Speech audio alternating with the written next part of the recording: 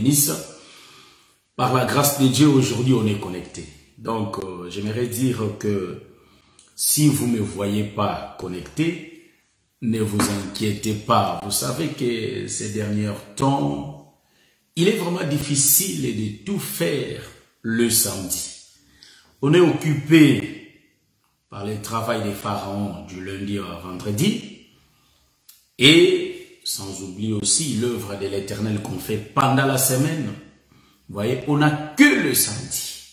Alors le samedi, parfois on a des invitations, parfois on a des fêtes, parfois on a des situations à régler. Parfois je fais déjà l'annonce, mais c'est difficile de les réaliser parce que je suis en route, ou soit je suis quelque part, je me retrouve dans la famille, voyez-vous. Donc c'est un peu difficile pour passer les samedis. Ce samedi ici, je suis un peu libre, voilà pourquoi je me suis dit que non, je vais me connecter. Je n'ai pas voulu le faire déjà en avance, soit annoncer déjà en avance. Peut-être je n'allais pas me connecter, c'est pourquoi j'ai attendu. Vers 17 h, c'est là où j'ai mis l'annonce que je vais passer l'enseignement aujourd'hui. Voyez? Que le Seigneur vous bénisse partout là où vous êtes, là où vous me suivez, que le Seigneur vous bénisse. Voyez? Donc, tous ceux qui veulent que l'œuvre de l'Éternel soit arrêtée, nous disons que, comme le frère Paul avait dit, vous savez que nous avons des loups au milieu de nous qui se sont déguisés en anges de lumière. Est-ce que l'agneau n'a pas peur d'un loup? Voyez-vous ça? Donc l'agneau, en réalité, il n'a pas peur. Donc la brebis, quand je parle d'agneau, je parle de la brebis. Donc la brebis n'a pas peur de l'ours ni de ses griffes. Vous voyez? Donc, la brebis n'a pas peur de la gueule du lion. Est-ce que vous voyez? Parce que nous avons notre protecteur qui est David au milieu de nous. Donc, la présence de David nous rassure que nous sommes de lui. Même si les gens font des choses pour nous arrêter, nous disons que cela ne va pas tenir. Car c'est Dieu qui nous a appelés dans ces choses. Est-ce que vous voyez ça? Donc, nous n'avons pas peur, voyez-vous ça? Peur ni des lions, ni peur de l'ours. Est-ce que vous voyez ça? Car David est au milieu de nous. Je vous salue tout le sang dans le nom puissant de notre Seigneur Jésus-Christ. Vous savez que j'ai déjà commencé un enseignement sur Jacob et Léa, que j'avais laissé en suspens. Et il n'y a pas seulement cet enseignement ici, il y en a encore d'autres enseignements. Je serai obligé de faire un rétrospective pour aller prendre tous ces enseignements, continuer avec et puis mettre le point virgule, ma sœur Vérongoy. Est-ce que vous voyez ça? Et quand je vais finir, c'est à partir de là que je vais continuer de nouveaux enseignements.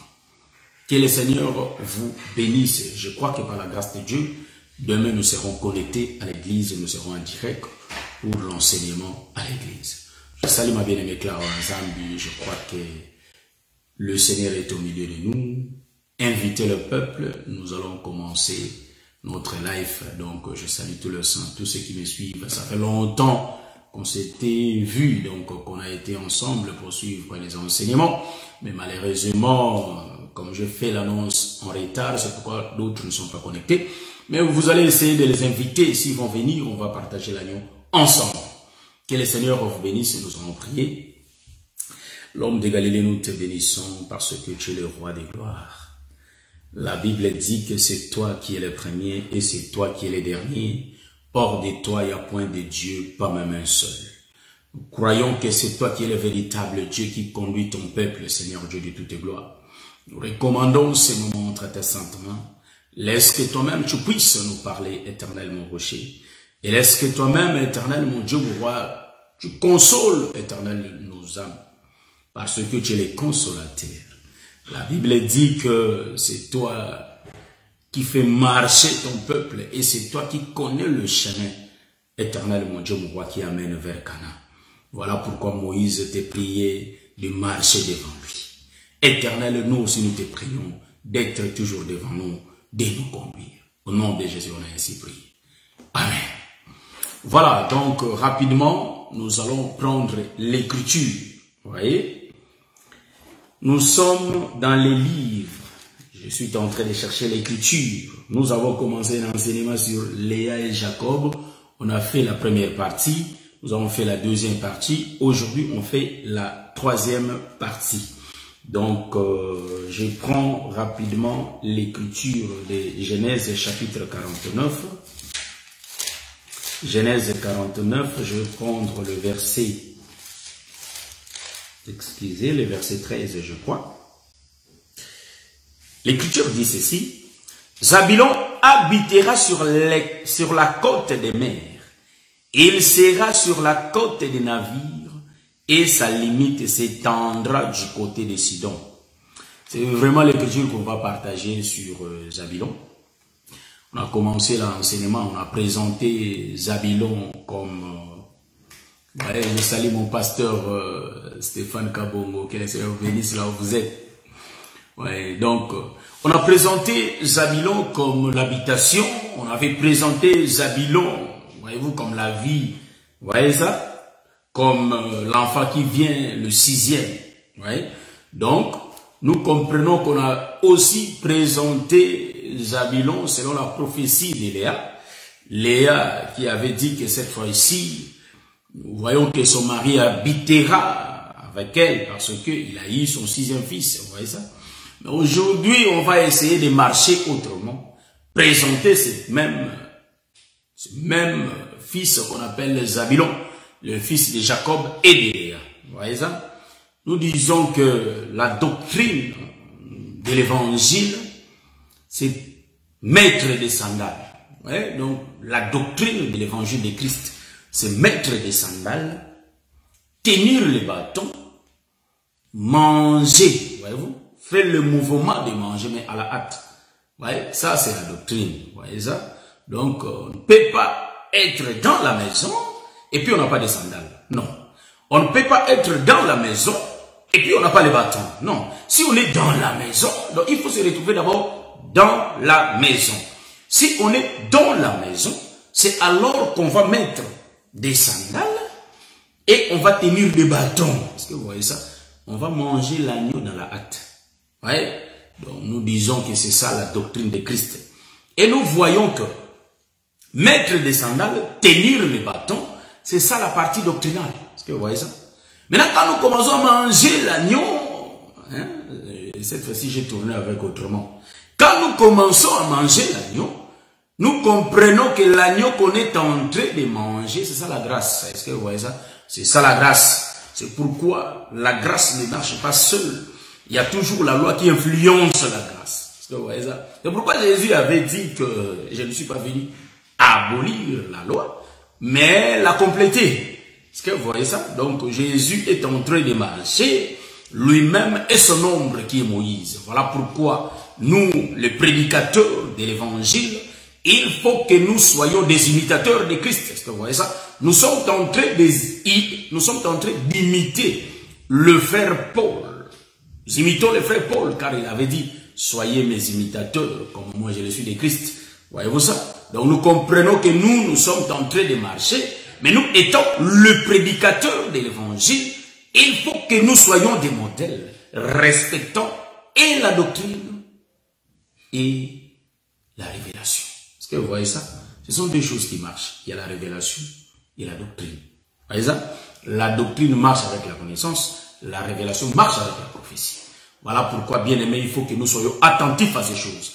Rapidement, j'ai lu cette écriture, l'écriture de Genèse chapitre 49, le verset 13. Zabulon habitera sur la côte de mer. Il sera sur la côte des navires et sa limite s'étendra du côté de Sidon. Voilà. Donc, cette écriture va susciter d'autres écritures. Ici, nous voyons sur Zabulon, nous prenons la partie de Zabulon, nous voyons celui qui est en train de parler pour Zabulon ici. C'est la prophétie de Jacob, le père, qui est en train de prophétiser pour son fils. Mais il est en train de parler avant sa mort. Est-ce que vous voyez ça? Je comprends que la première qui avait parlé, c'était bien la maman Léa. Or, Léa avait parlé à la naissance de l'enfant. Et nous voyons que c'est lui qui parle avant qu'il parte. Je vois que c'est le père Jacob. Ça j'aime. Et le pourquoi. Vous voyez ça? Donc nous comprenons que sur Zabulon, il y a 3 personnages qui ont parlé sur Zabulon. Est-ce que vous voyez ça? Donc, nous voyons la mère Léa, nous voyons le père Jacob, et nous voyons le prophète Moïse qui sont en train de parler sur Zabulon. Voilà pourquoi, ça j'avais dit ça dans ma première vidéo, et je le répète, pardon. Et nous disons que Léa c'est une prophète. Voyez-vous ça? Donc prophétesse, je peux dire. Léa est en train de prophétiser sur Zabulon. Donc Léa c'est une prophétesse. Et nous disons que Jacob aussi c'est un prophète. Et nous voyons Moïse aussi étant un prophète.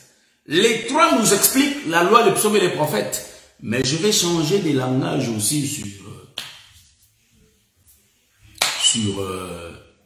je peux dire, sur Léa. C'est un prophète, frère.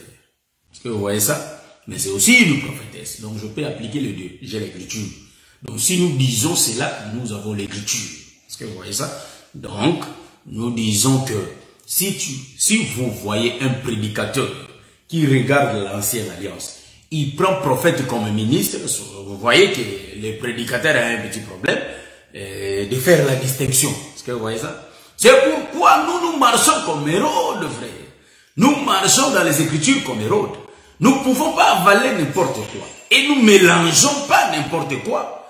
Mais nous, avant de marcher, nous regardons. C'est pourquoi Hérode avait dit, il dit au mage, allez, va prendre des... Donc, il voulait l'exactitude si vraiment l'enfant est né à Bethléem. Pour que lui aussi parte invoquer, qu'il parte adorer. Est-ce que vous voyez ça? Donc, nous voulons des exactitudes des choses. Est-ce que vous voyez ça? Donc, quand nous regardons les prophètes, et les prophètes de l'ancienne alliance, on ne le prend pas pour le ministre de la nouvelle alliance. Non. Les prophètes de l'ancienne alliance, en réalité, ils sont en train de parler de celui qui devrait venir. Mais s'il faut toucher les ministères dans l'ancienne alliance, on voit la sacrificature. Donc, on voit Aaron et ses enfants. Ce sont eux qui sont des ministres. Est-ce que vous voyez ça?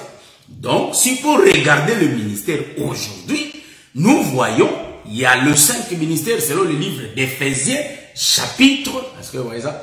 Éphésiens, chapitre 4. Mais s'il faut retourner en arrière, donc dans l'ancienne alliance, nous voyons les ministres, ce sont des sacrificateurs. Car c'est à eux de couper l'animal. Voyez-vous? Donc, les sacrificateurs sont là pour couper l'animal. Ils ont les couteaux. Et les ministres d'aujourd'hui, nous sommes aussi là pour couper l'animal. Est-ce que vous voyez ça? C'est pourquoi j'ai dit que Léa est un prophète. Ici, il ne faut pas me suivre selon la grammaire française. Est-ce que vous voyez ça? Donc Léa, c'est un prophète. Et nous voyons le père Jacob est un prophète. Et Moïse aussi est un prophète. Il parlait des Zabulon qui devraient venir. Donc Zabulon est annoncé par rapport à la loi, le psaume et le prophète. Il parle de qui? Des Zabulon. Donc ils ont parlé de différentes manières. Mais en réalité, ils sont en train d'expliquer ce qui va arriver dans la vie des Zabulon. Donc ici, Zabulon, c'est l'ombre de notre Seigneur Jésus-Christ qui est annoncé dans les Écritures. Est-ce que vous voyez ça? Donc, nous sommes en train de voir. David a dit que dans la Bible, dans le mer, selon le livre des psaumes, dans le mer, dans la Katia Bamai, en lingala. Donc, dans le mer, l'œil de l'Éternel le voyait. Donc, j'oublie là où vous avez écrit. Ouais. Donc, David était dans le mer. Vous voyez ça? Mais dans le mer, en réalité, l'œil de l'Éternel voyait David. Nous comprenons que le mer, c'est les Écritures. Est-ce que vous voyez ça? C'est les Écritures. Mais toutes les Écritures voient qui? Parlent d'un homme qu'on appelle David. Est-ce que vous voyez ça? Donc nous voyons que dans la vie des prophètes, en réalité, et tous sont en train de parler d'un seul homme, qu'on appelle qui? Qu'on appelle Zabulon. Je vais saluer tous mes bien-aimés, ma soeur Wanimbila, je les salue.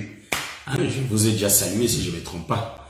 Je salue aussi ma soeur depuis l'Angleterre. Ma soeur, que le Seigneur vous bénisse. Donc, on est ensemble, on est en train de parler. Vous voyez? Donc, en réalité, tout le prophète parle de notre Seigneur Jésus-Christ. Vous voyez ça? Qui est Zabulon, selon l'explication de l'Ancienne Alliance. Et nous sommes en train de voir que dans les Écritures, quand David dit cela, l'œil de l'Éternel, nous voyons que l'œil de l'Éternel, on peut virguler aussi pour dire que l'œil de l'Éternel, en réalité, ce sont des prophètes. Est-ce que vous voyez ça?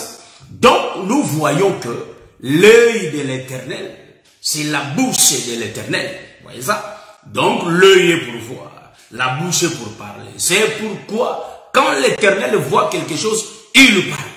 Voyez-vous ça? Donc, ici, nous voyons les trois prophètes qui sont la loi, le psaume et le prophète. Nous disons que, on peut virguler aussi pour dire que, en réalité, Léa, c'est un rouleau. Dans le rouleau de Léa, il est écrit des Zabulon. Nous voyons aussi notre bien-aimé, Papa Jacob, c'est aussi un rouleau.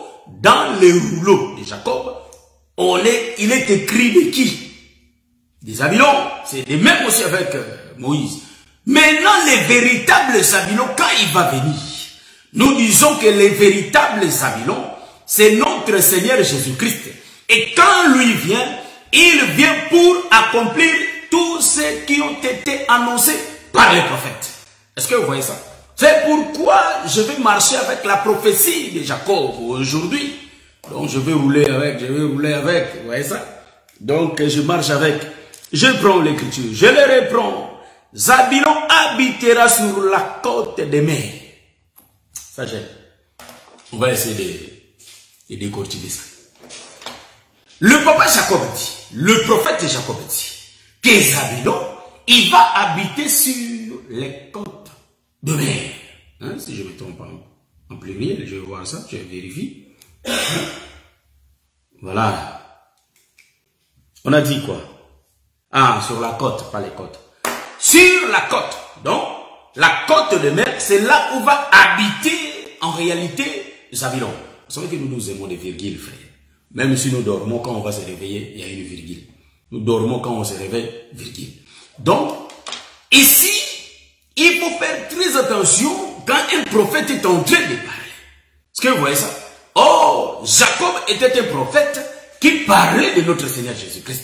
Donc, c'est lui qui est le véritable Zabulon. Vous voyez ça? C'est pourquoi Jésus, quand il marchait, quand il était sur la terre à Jérusalem, quand il marchait, il avait vu les Juifs qui lisaient les Écritures, les pharisiens sondaient les Écritures. Je suis dans le livre de Jean chapitre 5, le verset 39.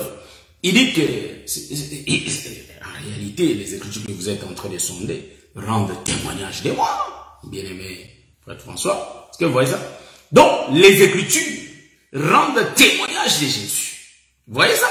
Donc, quand il est en train de dire, Zabulon habitera dans la côte de mer, je comprends une chose, qu'en réalité, je vois Jacob est en train de parler de Moïse. Est-ce que vous voyez ça?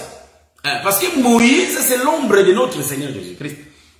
Là, il dit, en d'autres termes, Moïse habitera dans la côte de mer. Vous voyez ça? Donc, la parole d'un prophète, il faut que cela soit expliqué. Est-ce que vous voyez ça? Donc, quand le prophète Jacob dit ces choses, nous voyons qu'il est en train de parler du véritable Zabulon. Ouais, parce qu'on va attendre Zabulon quand il était né, Zabulon a grandi. Voyez-vous ça? Il parlait de sa descendance. Est-ce que vous voyez ça? Or, la véritable descendance de Zabulon, c'est le Seigneur Jésus-Christ, frère. C'est pourquoi quand même le prophète Moïse dit, l'Éternel vous suscitera, je suis dans le livre de Deutéronome, chapitre, voyez-vous ça, 18, je crois bien. Il dit que l'Éternel suscitera au milieu de vous, d'entre vos frères, un prophète comme moi. Voyez-vous? Donc, vous allez l'écouter. En réalité, il parlait de Josué. En réalité, parce que Josué était suscité au milieu de ses frères. Mais en voyant selon l'aigle, nous voyons qu'il parlait des prophètes qui devraient venir. Et il va. Ces prophètes, c'est le Seigneur Jésus-Christ. Vous voyez ça? Donc ici, quand il dit que la maison des Zabulon sera dans la côte de mer, nous comprenons que le prophète Jacob était en train de parler d'un homme qui devrait venir, mais cet homme-là aura une maison. Est-ce que vous voyez ça? Maintenant, l'homme qui devrait venir, c'était Zabulon. Or, le véritable Zabulon, c'est le Seigneur Jésus-Christ. Voilà pourquoi vous allez comprendre que Ésaïe va venir nous expliquer, frère. Il va dire qu'un enfant nous est né. Est-ce que vous voyez ça? Donc, je vais expliquer la maison. Je suis en train de partir pour aller expliquer la maison. Je ne vais pas courir tout doucement. Amen, on n'est pas pressé. Voilà, j'aime ça. Maintenant, Zabulon est typifié comme le Seigneur Jésus-Christ. Maintenant, Zabulon doit avoir une maison. Est-ce que vous voyez ça? Ici, vous allez comprendre que le prophète dit que la maison de Zabulon sera sur la côte de mer. Est-ce que vous voyez ça? C'est là où il va habiter. Vous voyez ça? Maintenant, Ésaïe vient nous dire, un enfant nous est né, un fils nous est donné. Est-ce que vous voyez ça? Maintenant, Ésaïe est venu expliquer cet enfant-là qu'on parlait. L'enfant que Léa avait prophétisé, c'est le même enfant que Jacob est en train de prophétiser, le même enfant que Moïse est en train de parler. Voyez-vous? Donc, tous les trois rouleaux parlent du même enfant qu'on appelait Zabulon. Vous voyez ça? Maintenant, ici, vous allez remarquer, donc je peux commencer à Ruben, expliquer Ruben, on descend jusqu'à 10e fils de Jacob comme Zabulon, mais en réalité 6e fils de Léa. Donc je suis là. Maintenant, remarquez, ici vous allez comprendre que Ésaïe dit qu'un enfant nous est né. Ah. Donc là où l'enfant sera né, c'est là où la maison, donc c'est là la maison des Zabulon. Est-ce que voyez-vous ça? Voyez-vous ça?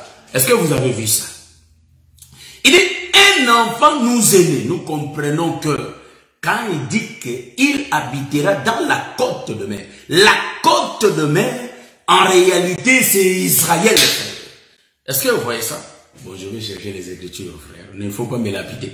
Donc, la côte de mer dont le prophète Jacob voyait, il voyait que non, le Seigneur Jésus-Christ va habiter où? En Israël. Est-ce que vous voyez ça? Parce qu'il parlait d'un homme qu'on appelle les Zabulon. Or, l'homme qu'on appelle les Zabulon, en réalité, nous voyons que c'est le Seigneur Jésus-Christ. Maintenant, sa maison, frère, la maison de Jésus, en réalité, c'est la côte de mer. Or, dans la côte de mer, nous allons voir qu'il y a un peuple là-bas. Vous voyez ça? Bon, quand Abraham était sorti, le Seigneur dit, je suis dans le livre de Genèse chapitre 17, je crois bien. Abraham a été visité par le Seigneur. Ils sont en train de parler. Vous voyez ça? Maintenant, le Seigneur dit que tu ne vas pas mourir comme ça. Donc, je suis dans le livre de Genèse chapitre 17, 18.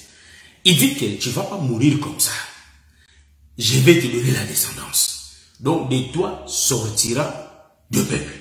Il dit qu'il y a un autre peuple, en réalité, qui sont les étoiles du ciel. Et l'autre peuple, les sables de la mer. Est-ce que vous voyez ça? Hein? Les sables de la mer, c'est tout un peuple, frère. C'est à la côte de mer. Donc, les sables là de la mer, frère. Est-ce que vous voyez ça? C'est ça tout un peuple qu'on appelle Israël. Mais le problème, c'est quoi? Le problème, quand le père Jacob est en train de parler, il ne s'est pas limité là. Jacob est en train de parler, mais il continue sa prophétie. Il dit ceci, hein? Écoutez bien ce qu'il dit. Il dit ceci. Zabulon habitera sur la côte des mers. Il sera sur la côte des navires et sa limite s'étendra du côté de Sidon. Est-ce que vous voyez ça? Donc, l'habitation des Zabulon va se prolonger. Est-ce que vous voyez ici? Donc, l'habitation des Zabulon ne se limite non seulement sur la côte des mers, là où il y a des navires. Est-ce que vous voyez ça? Donc, les navires en pluriel servent à faire voyager les gens, à faire déplacer les gens. Est-ce que vous comprenez ça? Donc, là où le peuple est là où le peuple est, il y a aussi des navires.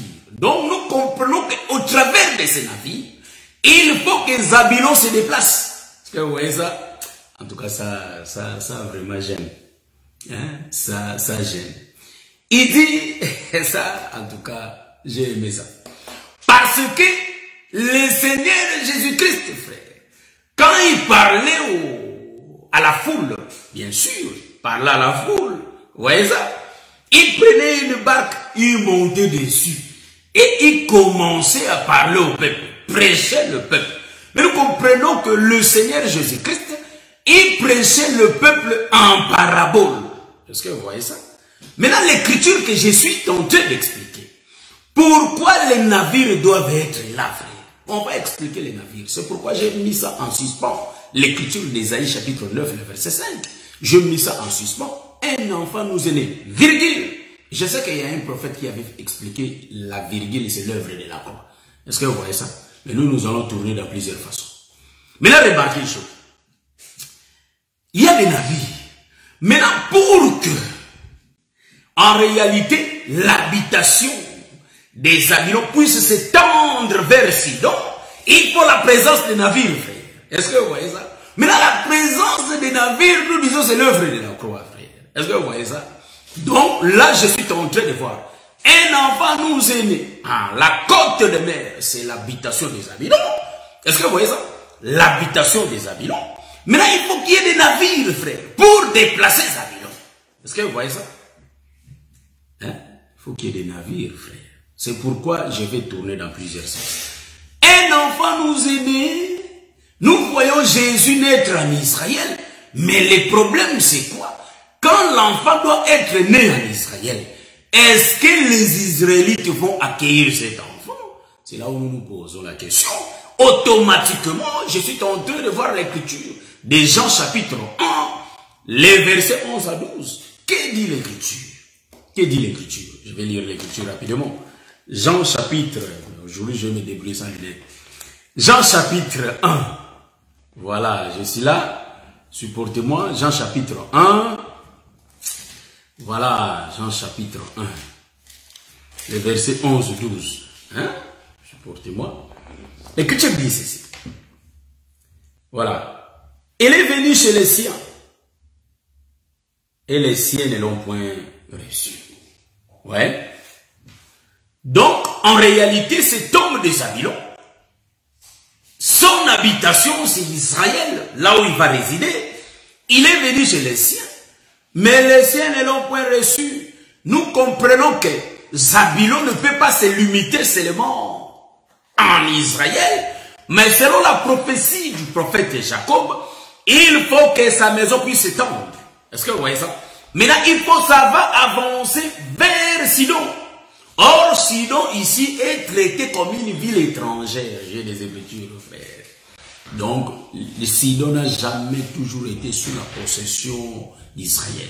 Est-ce que vous voyez ça? Je suis dans les livres, je crois bien, de Juges chapitre 1, le verset 31, si je ne me trompe pas. Est-ce que vous voyez ça? Donc, c'est pourquoi la femme étrangère était une femme sidonienne. Est-ce que vous voyez ça? C'est Sidon. Donc, ici, je rentre pour dire que il était venu chez les siens, mais les siens ne l'ont point voulu. Mais à tout un, pour le mais, nous comprenons, pour que ça change en mais, nous voyons que le mais là, c'est ça l'œuvre de la croix. Est-ce que vous voyez ça? C'est l'œuvre de la croix. Le mais, c'est l'œuvre de la croix. Donc Jésus-Christ était venu en Israël.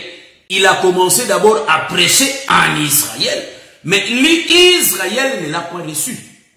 Bon, nous disons qu'il y a une partie d'Israël qui avait accepté le Seigneur Jésus-Christ comme de Pierre, de Paul, comme ces gens-là. Ils avaient reçu le Seigneur. Mais remarquez, une bonne partie d'Israël n'a pas reçu le Seigneur. C'est pourquoi cette écriture parle d'eux. Parce que ceux qui ont reçu le Seigneur sont comptés comme l'Église aujourd'hui. Est-ce que vous voyez ça? Hein, ma soeur Liliana Santos? Est-ce que vous voyez, vous comprenez ça? Remarquez ici. Vous allez comprendre que ici, Zabulon, en réalité, sa maison, c'est Israël. Mais pour qu'il tourne, pour qu'il puisse s'étendre vers Sidon, il faut qu'il monte sur la croix. Est-ce que vous voyez ça? C'est pourquoi le prophète parlait de la croix, mais comme l'ancienne alliance est expliquée en parabole, il pouvait pas dire des détails. C'est pourquoi le ministère est venu pour expliquer. Jacob aussi nous parlait de la croix. Est-ce que vous voyez ça? Je reprends l'écriture là. L'écriture, j'aime ça. L'écriture de Genèse chapitre 49, le verset 13. Nous voyons la croix ici. Hein? Parce que si la croix se trouve dans le livre d'Ésaïe chapitre 9, le verset 5, donc partout il y a des croix. Vous voyez ça? Je peux toucher beaucoup de prophètes. Après je descends. Je prends ça 49. Supportez-moi, je suis en train de voir l'écriture. La Bible dit: Zabulon habitera sur la côte de mer. Il sera sur la côte des navires. Est-ce que vous voyez ça? Quand il va habiter sur la côte de mer, ce même Zabulon sera sur la côte des navires. C'est écrit ici noir sur blanc. Est-ce que vous voyez ça? Ah. Et sa limite, donc là où il est, sur la croix, mais nous voyons que sa limite va aller plus loin. Vous voyez ça? C'est pourquoi nous retrouvons ces choses dans le corps de Joseph. Joseph, il sera avec ses frères. Est-ce que vous voyez ça? Mais nous comprenons que quand il parle de ses frères, nous voyons que tous les frères de Joseph, bien sûr, je suis en train de parler des 10 frères de Joseph. Les 10 frères de Joseph, en réalité, c'est l'ombre de la côte de mer là où Zabulon avait habité. Est-ce que vous voyez ça? Maintenant, le frère de Joseph, il sera haï par ses frères. Quand il sera haï par ses frères, il va être jeté dans la citerne. Or, la citerne là où Joseph sera jeté, c'est ça la croix, frère. Parce qu'il ne peut pas partir en Égypte si Joseph n'entre pas dans la citerne. Est-ce que vous voyez ça? Je vais expliquer des mouvements de Joseph. Maintenant, quand on va mettre Joseph dans la citerne, c'est là où nous expliquons que la citerne, c'est l'œuvre de la croix. Nous le connaissons dans l'évangile. Donc, nous disons que dans la citerne, il y avait la myrrhe. Et il y avait des aromates. Ça, c'est des matériaux qu'on embaume. C'est des produits qu'on embaume la personne quand elle est morte. Est-ce que vous voyez ça? C'est pourquoi nous disons que Joseph, pour partir en Égypte, il faut qu'il soit jeté dans la citerne. La citerne de Potiphar. Est-ce que vous voyez ça? Donc nous disons que Joseph, quand il est jeté dans la citerne, Joseph est monté sur la croix. Voyez-vous? Donc c'est ça la côte des navires. Est-ce que vous voyez ça? Donc la côte de mer, nous voyons Israël, qui est le sable de la mer, le frère de Joseph. Mais quand Joseph est jeté dans la citerne, Joseph est monté sur la croix. Après, il va partir bénir la maison, en réalité, de Potiphar. Donc, la maison de Potiphar, en réalité, c'est Obed-Edom, la maison d'Obed-Edom. Est-ce que vous me voyez bien là? Vous me voyez bien, j'espère bien. Amen. Est-ce que vous comprenez ce que je suis en train de parler? Donc, virgule, nous voyons la virgule qui explique la maison d'Obed-Edom. Donc, nous allons voir que l'arche a été prédestinée. L'arche prédestinée, donc prophétisé que l'arche va habiter dans la cité de David. Mais quand l'arche va venir, en réalité c'est le lion qui est en train de venir en Israël. C'est pourquoi le Seigneur Jésus-Christ est le lion de la tribu de Juda. Voyez-vous ça? Quand il était en Israël, le Seigneur avait la face du lion. Est-ce que vous voyez ça? En réalité c'est le lion, c'est l'homme qui tuait. C'est pourquoi il parlait en parabole. Le frère Paul nous dit dans le livre de 2 Corinthiens chapitre 3, l'écriture nous dit que la lettre tue. Maintenant, quand Jésus prêche en Israël, il parlait en parabole. En d'autres termes, il avait la face du lion. Donc, il tuait le peuple. Il présentait le peuple Moïse, donc la loi. C'est pourquoi il a dit que je suis venu compléter Moïse, frère. Mais nous comprenons que cet homme de Jésus, en Israël, il va tuer, frère. Il partait pour entrer dans la maison, dans la cité de David. Je suis dans le livre de 2 Samuel chapitre 6, les choses que je suis en train de parler, en commençant à verset 1. Mais vers le verset 9, quand Uza est mort, David a eu peur. Il dit que, alors cet arche va habiter chez moi. Je comprends qu'il était venu chez le sien mais les siens ne l'ont point reçu. Donc David, l'ombre d'Israël, qui n'a pas voulu recevoir l'arche de l'Éternel chez lui. Maintenant, l'arche de l'Éternel va retourner, va changer de direction. Voyez-vous ça? Maintenant, quand il change de direction, nous comprenons que l'arche prend la direction des étrangers. Donc, l'arche va monter, va habiter sur la côte des navires. Est-ce que vous voyez ça? Parce que les navires servent à voyager. C'est pourquoi Moïse, quand il va prophétiser, il va dire que, donc je suis dans le livre de Deutéronome chapitre 33, le verset 18. La prophétie de Moïse. Moïse va parler des navires sur Zabulon, parce qu'il sait que Zabulon c'est un voyageur. Donc le véritable voyageur, c'est le Seigneur Jésus-Christ, c'est un commerçant. Donc nous allons démontrer que le Seigneur Jésus-Christ c'est un commerçant. Vous voyez pourquoi c'est un commerçant? Non, le Seigneur c'est un commerçant. Donc il était venu à la face du lion, il a tué Israël, il a tué le peuple. Mais il faut qu'il tourne pour aller chez Obed-Edom. Maintenant, pour que l'arche retourne vers la cité de David, il faut que la maison d'Obed-Edom soit d'abord bénie. C'est pourquoi ma sœur, je vais te dire que la parole qui est au milieu de toi, la parole est venue pour te bénir, frère. Est-ce que vous voyez ça? La parole est venue pour te bénir, ma sœur. Quelles que soient les difficultés qu'on peut rencontrer sur cette terre, mais il faut que nous les sachions que cette parole est venue pour nous bénir. Mais pour que la parole nous bénisse, il faut que nous marchions pieusement devant ce Dieu, frère. Donc, parce que Dieu n'écoute pas la prière des pécheurs. Si nous demeurons dans le péché, les Seigneurs ne nous écouteront jamais. Vous voyez ça? Il ne va pas nous écouter parce que notre demeure, notre maison est sale. Est-ce que vous voyez ça? Donc, nous sommes des maisons. 1 Corinthiens chapitre 3, le verset 16. dont la Bible dit que nous sommes le temple de Dieu. Est-ce que vous voyez ça? Nous ne sommes pas en train d'expliquer Zabulon est à l'habitation, pour que nous expliquions. On a déjà expliqué ça. C'est pourquoi on change aussi. Vous voyez ça? Donc, ici, nous sommes en train d'utiliser la prophétie de Jacob. Est-ce que vous voyez ça? Donc, en réalité, si nous ne marchons pas selon la parole, nos tentes sont sales. Et puis, Dieu ne peut pas habiter là où il y a les péchés. C'est pourquoi, quand le corps de Jésus-Christ était devenu péché, le Seigneur n'y a pas resté. Le Seigneur était parti. C'est pourquoi Jésus avait dit, mon Père, pourquoi m'as-tu abandonné? Non, parce que Dieu ne peut pas habiter dans les péchés. Est-ce que vous voyez ça? Donc, le corps de Jésus était devenu péché. C'est pourquoi le Seigneur était parti. Donc, je rentre pour expliquer au peuple que si nous marchons pieusement alors que nous sommes bénis, par rapport à Deutéronome chapitre 33, je crois bien. Donc, la bénédiction est suivie par rapport à notre marche aussi. Si nous mettons la parole de Dieu en pratique, c'est alors que nous sommes bénis. Nous serons bénis dans la ville et nous serons bénis au champ. Est-ce que vous voyez ça? De bénédiction. Donc, nous sommes bénis ici sur terre et nous sommes bénis là-bas, là où nous allons partir. Est-ce que vous voyez ça? Nous sommes bénis dans la ville et nous sommes bénis dans le champ. Est-ce que vous voyez ça? Et la bénédiction dont je suis en train de parler, ce n'est pas, voyez-vous ça, la bénédiction matérielle que je suis en train de parler. Donc, moi, je ne vois pas les choses comme tout le monde le voit. Donc, moi, je vois les choses selon les Écritures, frère. Vous savez que Jésus était un homme béni, mais il mangeait chez Marie il mangeait chez Marie, la sœur de Lazare. Jésus mangeait chez Zachée.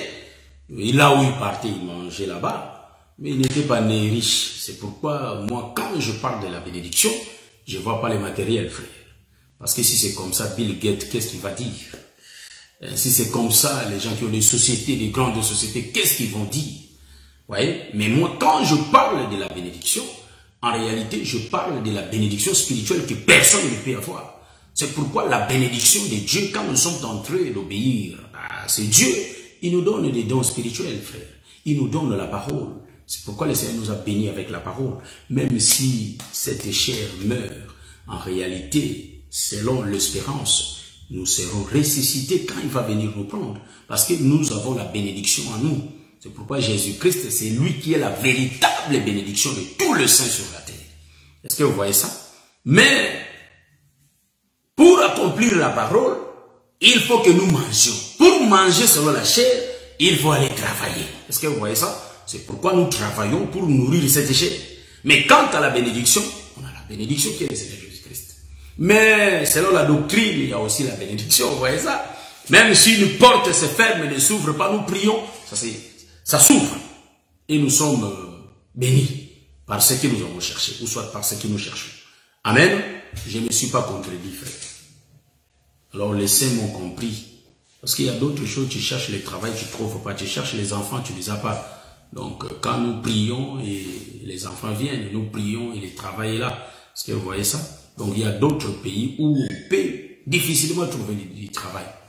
Donc, mais par la grâce de Dieu, le Seigneur ouvre toujours ses portes. Que le Seigneur vous bénisse, je vais continuer mon enseignement.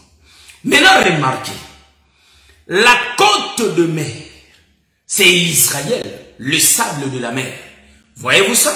Maintenant, nous disons que la côte des navires, nous les typifions en réalité comme la croix pour que les limites puissent s'étendre vers Sidon. Or, vers Sidon, il y a un peuple qu'on appelle Obed-Edom. Vers Sion, il y a une femme. Vers Sidon, pardon, il y a une femme qui coule le sang. Est-ce que vous voyez ça? Une femme impure qui coule toujours le sang. Vous voyez ça? Donc, mais il faut que les limites, en réalité, des Babylone puissent s'étendre. Est-ce que vous voyez ça? C'est pourquoi vous allez remarquer que quand Josué avait distribué des biens pour la famille des Babylone, il avait donné beaucoup de choses, donc la limite était partie trop loin. Ça, selon le matériel. Vous voyez ça? Mais nous sommes en train d'expliquer Jésus qui se cache dans les Écritures. Est-ce que vous voyez ça? Donc, ici, vous allez comprendre que un enfant nous est né. Virgule, c'est la croix. Est-ce que vous voyez ça? C'est la croix. Donc, je peux voir aussi Daniel, frère. Donc, Daniel était bien avec les rois. Daniel était aimé par les rois. Voyez-vous ça? Donc, nous disons que, en réalité, Daniel qui était aimé par les rois est l'ombre de Jacob qui aime Joseph. Est-ce que vous voyez ça? Mais les frères de Joseph, donc nous disons les 120 satrapes, n'aimaient pas Daniel. Donc, en d'autres termes, nous pouvons virguler aussi pour dire que, en réalité, le roi, c'est le type de tous ceux qui ont reçu le Seigneur Jésus-Christ. Est-ce que vous voyez ça? Mais les 120 satrapes n'ont jamais aimé le frère Daniel.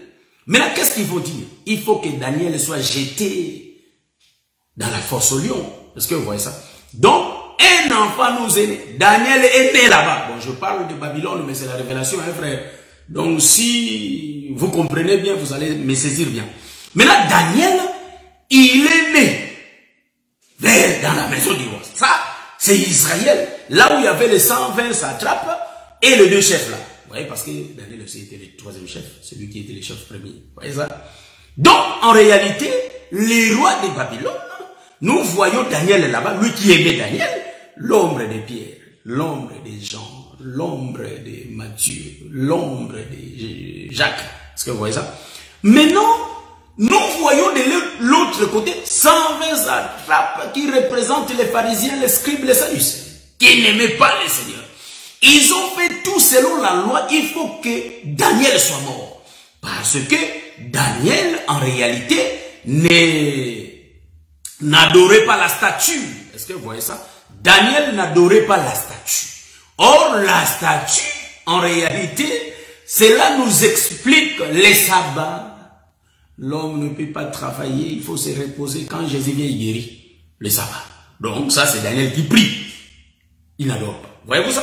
Maintenant, ils vont prendre Daniel et ils vont le jeter dans la fosse au lion.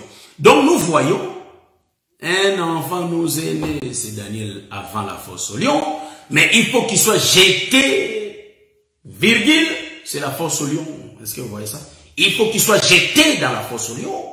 Maintenant, pour que les limites des Babylone soient étendues, il faut que Daniel sorte d'abord de la fosse au lion. C'est pourquoi, quand Daniel sort de la fosse au lion, nous comprenons que c'est Jésus ressuscité. Est-ce que vous voyez ça? Maintenant, Jésus peut être adoré même vers les nations. Est-ce que vous voyez? C'est pourquoi nous, aujourd'hui, nous prêchons Jésus. Pourquoi prêchons-nous Jésus? Parce qu'il a été déjà mort sur la croix. Et quand il est ressuscité, Matthieu chapitre 28, le Seigneur dit, allez faites de toutes les nations les disciples. Est-ce que vous voyez ça? Les baptisants à mon nom. Qui est le nom de Jésus? Le Père, le Fils et le Saint-Esprit. Est-ce que vous voyez ça? C'est ça le nom de Jésus. Donc, Jésus, son nom, absorbe tout. Donc, Jésus, son nom, englobe tout. Voyez-vous? Père, Fils et Saint-Esprit, ce sont des dispensations là où Jésus s'est manifesté étant le Père, étant le Fils et étant le Saint-Esprit. Mais c'est qui? C'est toujours le Seigneur Jésus-Christ. C'est lui-même. C'est pourquoi vous allez remarquer, Pharaon était en Égypte, mais quand Joseph est monté, tout se faisait par le nom de Tzaphnath Panéach. Voyez-vous ça? C'est le Seigneur Jésus-Christ aujourd'hui. Est-ce que vous voyez? Mais dès hier, il était Yehoshua Hamashiach en Israël. Est-ce que vous voyez ça? Mais quand il tourne vers nous, le Seigneur Jésus-Christ. Il était Joseph au Canaan. Mais quand il tourne vers l'Égypte, il est Tzaphnath Panéach. Est-ce que vous voyez ça? Mais il ne peut pas devenir Tzaphnath Panéach comme ça. Mais il faut qu'il passe d'abord dans la prison. C'est pourquoi j'avais dit que je peux expliquer de deux manières le mouvement de Joseph. Donc Joseph, en réalité, il quitte ses frères, il est dans la citerne. Pendant, il fait la marche et puis sort de la citerne. Donc, il change, il bénit la maison de Potiphar. Mais quand il va, donc on fait virgule.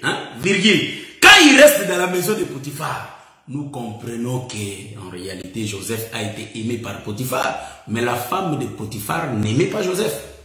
Est-ce que vous voyez ça? C'est pourquoi, à cause de cette femme, que Joseph a été mis en prison. Est-ce que vous voyez ça? Quand Joseph quitte la maison de Potiphar, en d'autres termes par rapport à la révélation, la maison de Potiphar devient Israël. Et Joseph va quitter la maison pour entrer où? Dans la prison. La prison, c'est la croix. Et quand il va quitter la croix, nous comprenons qu'il va monter au ciel. Est-ce que vous voyez ça? Donc, il va changer de côté. Il va aller vers l'Égypte. Vers l'Égypte. Maintenant, parce que j'ai typifié la maison de Potiphar, c'est Israël. Quand bien même c'était déjà en Égypte, virgule, selon la révélation, c'est Israël. Et quand il entre dans la prison, quand il sort de la prison, frère, nous comprenons que là, tout le monde peut manger le bleu. Tous les Égyptiens peuvent manger le bleu. Pourquoi? Parce que Joseph est maintenant Jésus. Est-ce que vous voyez ça? C'est pourquoi j'avais dit qu'il y a une femme qui souffrait pendant 12 ans. La femme là était une femme qui avait la malédiction en elle.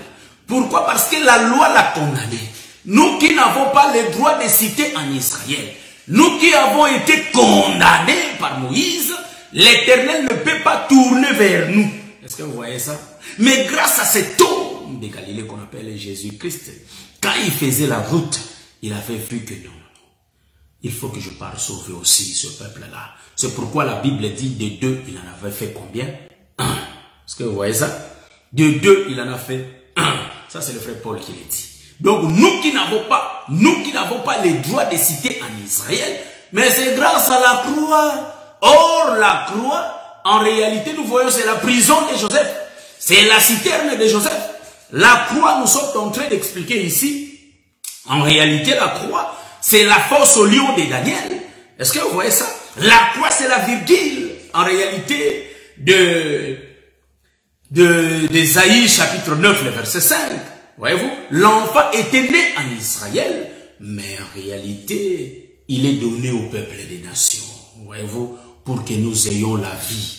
Et quand l'enfant va finir avec nous, il va rentrer.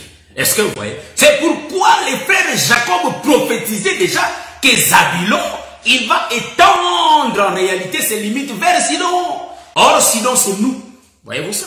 Donc, en réalité, la virgule est là que nous sommes en train d'expliquer pour que j'éclaire ça bien. Voyez-vous ça? C'est l'arche qui est en train de se diriger vers Obed-Edom.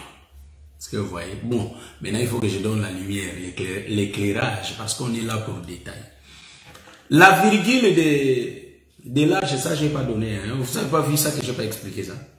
J'ai expliqué la virgule de, parce que la virgule de la phrase que un enfant nous est né, virgule, un fils nous est donné.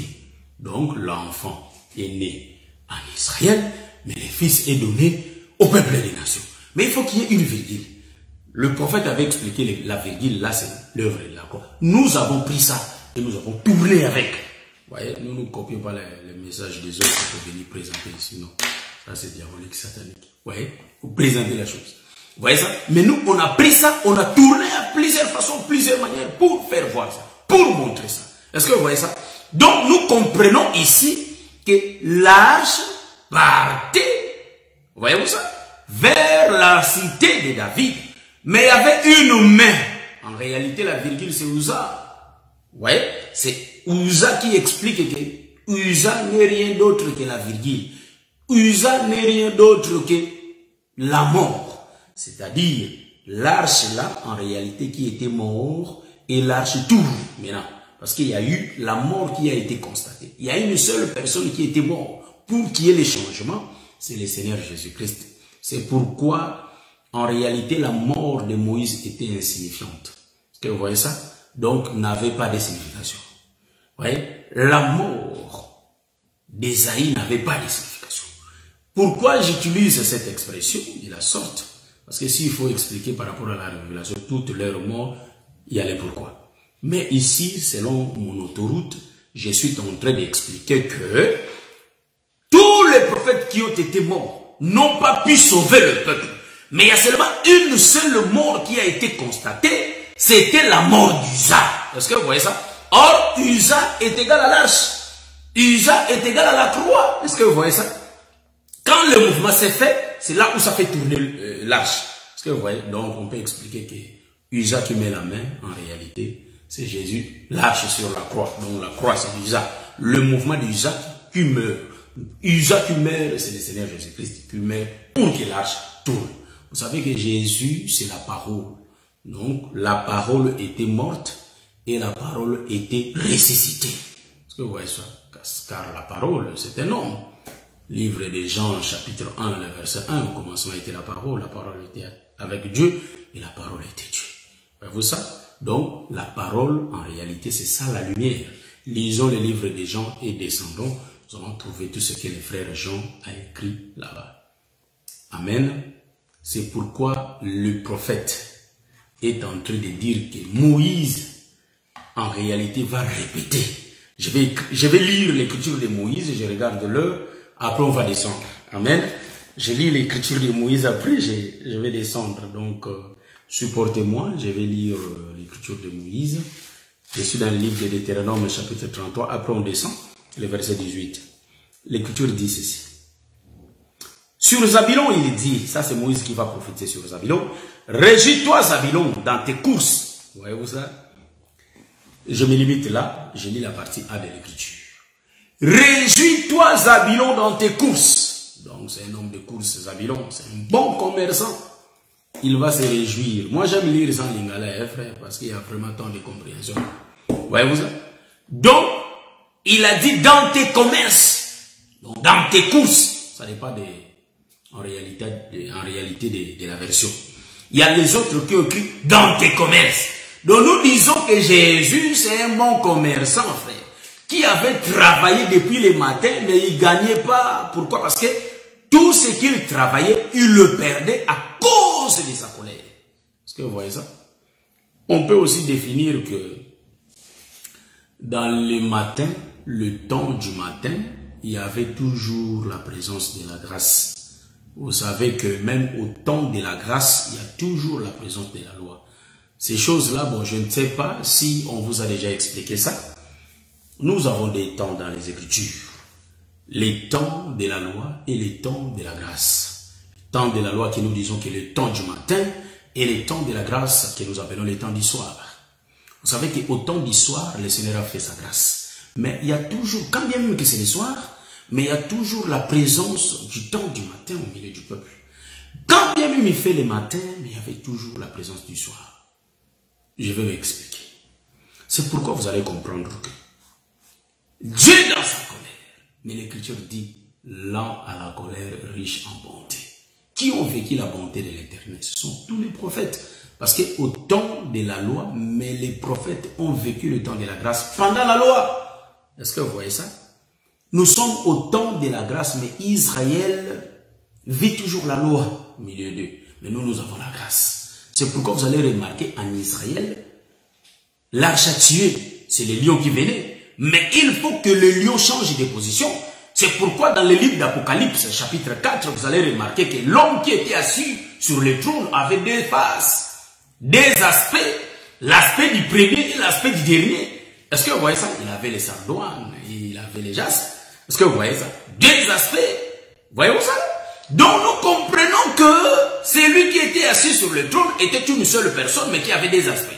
Les deux aspects, l'aspect du matin qui est le lion, et l'aspect du soir qui est l'agneau. Vous voyez ça? Mais tous les deux temps, Jésus marche au temps de la grâce, mais il est en train de tuer le peuple par des paraboles. Mais quand il monte le soir, il est en train d'expliquer ces paraboles. Le peuple qui vit en même temps, mais les autres vivent la grâce et les autres vivent la loi. Est-ce que vous avez vu ça? Est-ce que vous avez vu ça? Que le Seigneur vous bénisse, je crois bien. Les limites qui sont étendues, c'est le peuple des nations, c'est nous. Donc Dieu n'a pas voulu seulement se limiter en Israël, parce qu'en Israël, ils l'ont renié, ils ne l'ont point voulu. Voyez-vous, c'est pourquoi nous aussi aujourd'hui, on est renié partout là où nous partons évangéliser, prêcher cet évangile. On ne nous aime pas, on est en réalité contesté, on est renié. Voyez-vous ça? En réalité, ils ne veulent pas de nous parce que nous portons cet évangile. Or, cet évangile, c'est l'évangile de la grâce. C'est l'évangile qui est le Seigneur lui-même. C'est pourquoi le Seigneur avait dit qu'on va nous haïr.